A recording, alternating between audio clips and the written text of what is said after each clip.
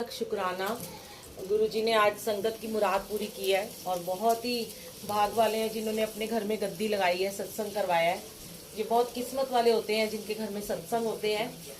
और गुरुजी हर बार लगता है नई नई संगत को भेजते हैं। एक मिनट सेवादार जी, थोड़ा सा शांत हो जाओ, अंकल को बोलो। तो जब भी कोई नई संगत आती है, गुरुजी कहते हैं नहीं कोई पुरानी नई संगत नहीं होती है, पर जो पहली बार आते हैं, मुझे तो लगता नहीं है कि सोसाइटी में सारे कोई नई संगत है, सारे ही सत्संगों में जाते हैं, पर फिर भी रूल फॉलो नहीं कर रहे हैं आजकल। पहले तो देखिए गुरुजी साक्षात विराजमान है, चोला पूरा प्रेस हुआ पड़ा है, पूरा एक ही ओंकार का कुशन हिला हुआ है, हमने एकदम सीधा लगाया था। पूरे चोले पे देखिए सलबटें पड़ी हुई हैं। और मैंने आंटी को आते ही ये बात बोली थी, अभी आप दर्शन कर लेना, कि आंटी आपके घर में ना बहुत ही एक तो पॉजिटिविटी है और बहुत सफाई थी, और गुरुजी को सबसे ज्यादा सफाई पसंद होती है। जब सफाई होगी ना हमारे घर में तो बड़ा पॉजिटिव सा ऑरा होगा। और आंटी कह रही थी कि मैं तो जमीन पे बैठ ही नहीं सकती हूँ, पर मेरे कहने से शुक्राना गुरुजी का और आंटी का शुक्राना, जो ये 2 घंटे से आज जमीन पे बैठी हुई हैं। तो ये कह रही थी मैं बिल्कुल नहीं बैठ सकती। मैंने कहा आज आप मेरे कहने से बैठ जाओ और इसके बाद आप देखना, फिर आपको कोई प्रॉब्लम नहीं होगी। और मेरे ख्याल से मुझे नहीं लगता कि कोई उन्हें दर्द हो रहा है, या हाँ, हालांकि वो बहुत लोगों की चिंता कर रही हैं, पर ये पता होना चाहिए संगत को कि चिंता करने के लिए तो गुरुजी आए हैं। आप सिर्फ अपनी चिंता करो, कौन कहाँ बैठ रहा है, कौन किसको जगह मिल रही है, मेरी कौन सहेली है, कौन से अंकल है। तो आंटी को बहुत फिक्र थी आज, उसको पैर दर्द है, उसको दर्द है, क्योंकि उनके पैरों में दर्द था, पर उनकी सारी सहेलियां आराम से नीचे बैठी हैं और उन्हें कोई दर्द नहीं हो रहा था। तो ये आपको गुरुजी ने लेसन देने के लिए यहाँ पे बुलाया है कि आपने सिर्फ और सिर्फ संगत जी जब भी अपने घर में सत्संग करते हो ना, हमेशा बार बार एक ही आपको बात कही जाती है कि आपके लिए ये 2 घंटे ऐਵੇਂ ही होंगे, पर ये 2 घंटे हमारे पूरे जीवन के अनमोल पल होते हैं, जो हमें बड़ी ही बहुत ही योनियों के बाद हमें मिलते हैं कि गुरु हमारे घर साक्षात पार ब्रह्म महाशिव आके बैठ गए हैं। हम इनको ऐसे ही ले लेते हैं, फॉर ग्रांटेड ले लेते हैं, क्योंकि हम लोग हैं, इंसान है, ह्यूमन बीइंग है, ना शुक्रे हैं। हमें लगता है कोई बात नहीं, हम तो हर जगह रोज सत्संग में जाते हैं, क्या हो गया, थोड़ा देर से पहुंच जाएंगे, थोड़ा बातें बातें कर लेंगे, थोड़ा सा फोन वोन सुन लेंगे। ऐसे नहीं होता। परमात्मा आपके घर साक्षात आके बैठे हैं।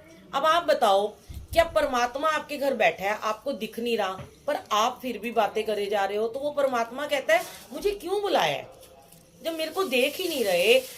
मुझे समझ में नहीं आता। कई बार मैं अपने आप को, जब मैं अपने एक्सपीरियंस शेयर करती हूँ और फिर मैं लोगों से पूछती हूँ, तो जब लोगों को मैं बोलती हूँ, शायद किसी को ध्यान से ये भी नहीं पता होगा गुरुजी ने चोला कौन से डिजाइन का और कौन से कलर का पहना है, गुरुजी के स्वरूप कौन से कलर का था।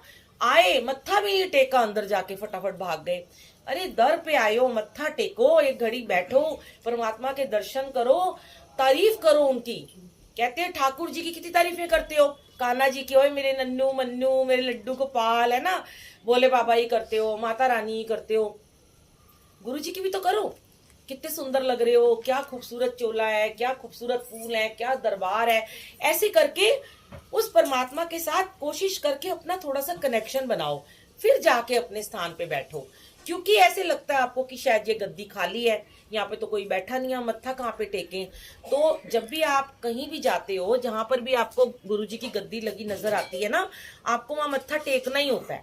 और कोई कहता है मैं झुक नहीं सकता, अरे इस दरबार में नहीं झुके तो कहाँ झुकोगे, सारी दुनिया के आगे झुकते रहो, फिर आप दुनिया को ही मनाते रह जाओ। क्योंकि हम क्या करते हैं संगत जी, हम दुनिया को ही खुश करने में लगे रहते हैं। जब तक हम दुनियादारी को खुश करते रहेंगे ना, हम कभी खुश नहीं रह सकते। ये ठीक है, ये घर है, परिवार है, रिश्तेदारी है, निभाने हैं, कर्म है, कार्मिक अकाउंट है, ये भी क्लियर करने हैं। लेकिन जब परमात्मा के साथ बैठ जाते हैं तो दुनियादारी, गुरुजी ने हमें क्या सिखाया है, गुरुजी के 105 वचन है, और गुरुजी ने कुछ वचनों को फॉलो करने को जैसे हम करते हैं कि चप्पलों के साथ अपनी दुनियादारी, अपना अहम, अपनी ईगो सब बाहर छोड़ के आओ। यहाँ कोई रिश्ते नाते नहीं होते हैं। कोई कहे मैं मम्मी वहां बैठी है तो मेरी बेटी यहाँ जरूर होनी चाहिए, या मैं अपने पति के साथ बैठी हूँ, नो नेवर।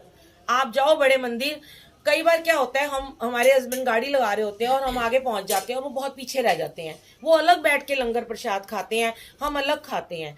हमें नहीं पता होता हमारे आगे कौन बैठा है, हमें नहीं पता हमारे साथ कौन बैठा है, हमें नहीं पता हमारे साथ कौन सा देवी देवता आके बैठ गया है, हमें नहीं पता हमारे साथ गुरु जी आके बैठ गए हैं। पर हम क्या है, हम अपने रिश्तेदारों को ढूंढ रहे हैं, पड़ोसियों को ढूंढ रहे हैं।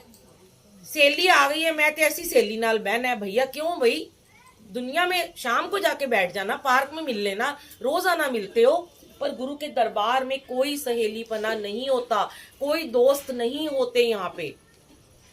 यहाँ पे हमारा दोस्त है सिर्फ गुरु जी। हमारा कोई भी, हमारा माता पिता बंधु भाई, जिस रूप में आप इन्हें प्यार करोगे ये आपको उस रूप में दर्शन देते हैं। पर निकलो इन चीजों से, प्लीज बाहर निकलो, तभी आपके सत्संग में आना बार बार सफल होगा। आप इतना टाइम निकाल के आते हो, इतने अपने घर के काम धंधे छोड़ के फटाफट जिस दिन सत्संग में जाना होता है मेड्स को बुलाते हैं, हम जल्दी आ जाना, आज मुझे सत्संग में जाना है। हम दूर दूर से भी लोग आते हैं। अब हम तो आए, पश्चिम बिहार से आए हैं, ठीक है। हमें भी था कि अब हमारे घर अमृत वेला होता है, संडे को स्पेशल होता है, 9 बजे सब गए, 9:30 हम निकले हैं। तो वो हमको ये एहसान नहीं करते हैं। मैं अपनी बात करती हूँ, आप लोग भी जब आते हो ना सत्संग में, किसी पे आप एहसान नहीं करते, ना मैं करती हूँ ना आप करते हो। आप सिर्फ अपने कर्म कटवाने आ रहे हो।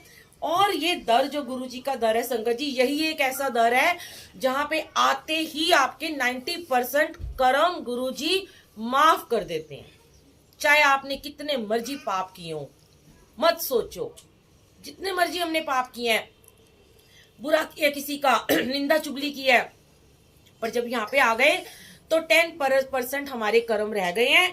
और वो भी हमारी इतनी औकात नहीं है कि हम भुगत पाए, वो भी यही भुगतवाएंगे हमें। इन्होंने ही सब कुछ करना है।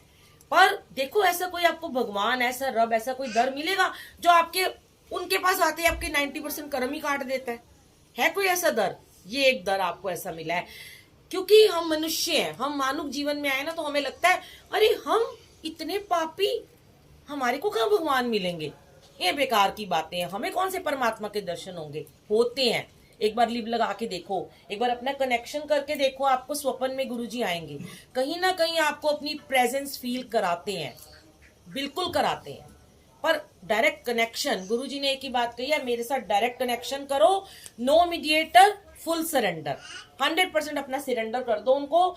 जब आपने अपना समर्पण उन्हें कर दिया तो मालिक ने तो आपको अपना ही लेना है। पर अभी हम क्या करते हैं, हम सरेंडर कर ही नहीं पाते हैं। क्यों? क्योंकि हम उलझे हुए हैं, बहुत उलझे हुए हैं।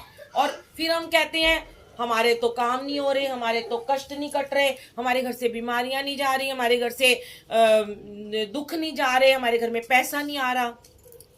हर कोई आज की डेट में दुखी है, लेकिन जब इनके साथ अपना कनेक्शन बना लोगे ना तो दुख सुख तो आएंगे। मैं ये नहीं कहती कि जब ये मिल गए तो आपके दुख आने बंद हो जाएंगे।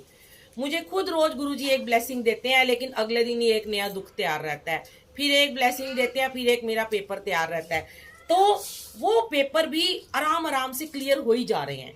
और किसी किसी की जिंदगी में तो जिंदगी भर दुख लिखे होते हैं और सुख भी लिखे होते हैं, बैलेंस चलता है। तो मुझे तो गुरुजी कहते जब तक तू जिंदा रहेगी तेरे ऐसे ही एग्जाम टफ में लेता रहूंगा। पर आज वो अवस्था कर दी उन्होंने कि आज हमें डर ही नहीं लगता। गलत काम करने से डरना है, किसी की निंदा चुगली करने से डरना है, किसी को साथ में होड़बाजी नहीं करनी है, किसी का दिल नहीं दुखाना है, वो चीजों से डरना है। परमात्मा से ऐसे डरना नहीं है, परमात्मा को सिर्फ अपनी प्यार करना है, फिर आपका सारा काज, वो कहते सतगुर तुमरे काज समारे, सतगुर तुमरे काज समारे, वो खुद आएंगे आपके काम संवारने। अब अपना एक बार समर्पण उनको पूरा दे के देखो प्लीज। हर बार गुरुजी यही शेयर कराते संगत जी, जब नेक्स्ट टाइम आप सत्संग में आओ या आपके घर में कभी भी सत्संग हो तो फुल सरेंडर करके बैठो, कोई चिंता मत करो कौन क्या करेगा, किसको चाहे। अब देखिए सबसे बड़ी बात है, लोग आते बहुत देर से हैं। गुरुजी का सत्संग टाइम पे शुरू होता है, अगर 1 बजे का टाइम है तो आपको 1 बजने में 5 मिनट पे आ जाना चाहिए। फिर उसके बाद आप 1:30 बजे आओ, 2 बजे आ रहे हो, 2:30 बजे आ रहे हो, क्या फायदा? आपको ब्लेसिंग नहीं पूरी मिल रही है। फिर तो आप बर्थडे पे आ रहे हो, सोच रहे हो कि बर्थडे पे जाना है हमने। नहीं, ये कोई पार्टी नहीं होती, ये कोई बर्थडे नहीं होता, यहाँ पे कुछ नहीं होता, यहाँ पे सिर्फ और सिर्फ सत्संग होता है। पहले आओ, कहते ना पहले आओ पहले पाओ, ऐसे नहीं बोला गया। तो तो जितना आओगे पहले उतनी ज्यादा ब्लेसिंग लोगे, जितनी देर से आओगे उतनी आपकी ब्लेसिंग काउंट कम हो जाएगा। और आने के बाद क्यों कहते हैं एक बारी में आओ, क्योंकि जब बीच बीच में संगत आती है फिर दूसरों को भी डिस्टर्ब करते हैं। और फिर कई बार क्या होता है, आइडिया लगा रखा होता है कि इतनी संगत आएगी, अब लास्ट में 2-4 लोगों को चाय प्रसाद नहीं मिलता, वो भी गुरुजी की मर्जी है कि नहीं पिलाना चाहते होंगे चाय, क्योंकि एंड में यही हो जाता है, फिर लंगर प्रसाद भी खाना होता है। तो संगत को गुरुजी हो सकता है उस टाइम पे आपको चाय ना पिला के कुछ और खिला के ब्लेस करना चाहते हो, उनकी मर्जी होती है। कोई ये ना सोचे कि मुझे आज चाय नहीं मिली, या एक दो लोगों को शायद आज चाय नहीं मिली है क्योंकि उस टाइम मंत्र जाप का टाइम हो चुका था और फिर हम दोबारा चाय नहीं बनाते हैं। सॉरी गुरुजी, अगर किसी को नहीं मिली, वो भी आपकी मर्जी थी।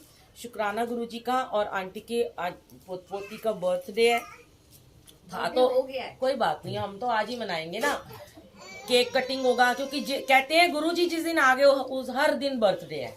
अब हर दिन नया साल है, हर दिन क्रिसमस। अब कल क्रिसमस था तो हमने भी क्रिसमस सेलिब्रेट किया, हमने साथ में न्यू ईयर भी कर दिया, 26 जनवरी भी कर दी, सब सेलिब्रेट हो गया। वो गुरुजी हैं, जब जब बुलाते हैं सब कुछ करवा लेते हैं। तो बर्थडे तो आप इनके साथ केक काट लो, आपका बर्थडे बन जाएगा।